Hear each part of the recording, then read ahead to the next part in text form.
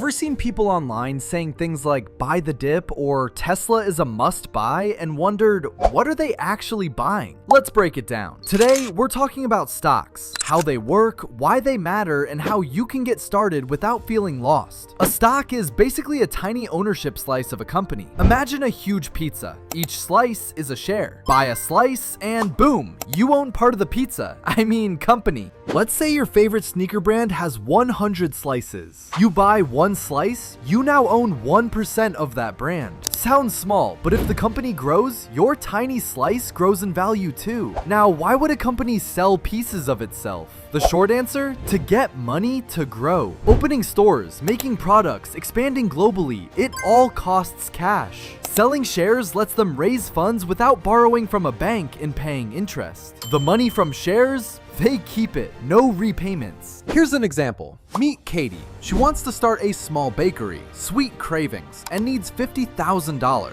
She has $20,000 herself. Instead of taking a loan, she splits her bakery into 10 shares. She keeps 4 shares for herself, sells the remaining 6 for $5,000 each, raising her $50,000 target. Investors get a small ownership in the bakery. 5 years later, Sweet Cravings explodes in popularity. Katie opens multiple locations, and the bakery's value jumps to $120,000. That $5,000 share an investor bought, now it's worth $12,000. But if the bakery flops, that share could drop below $5,000. This is the risk and reward of stocks. Some companies also share profits through dividends, like getting a slice of the bakery's profit every year just for being an owner. Where do people buy these shares? At a stock exchange, like New York Stock Exchange or NASDAQ. Today, you don't need to go there. Your phone and apps can handle it.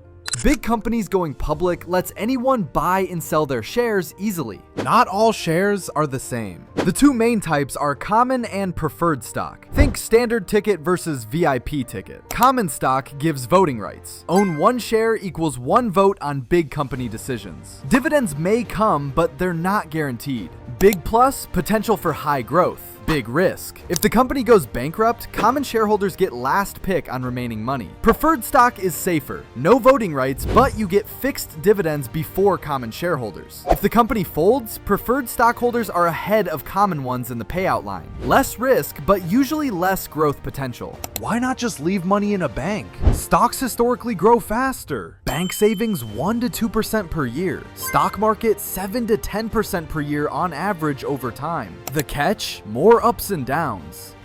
Long-term investors hold for years. Traders flip stocks for short-term gains.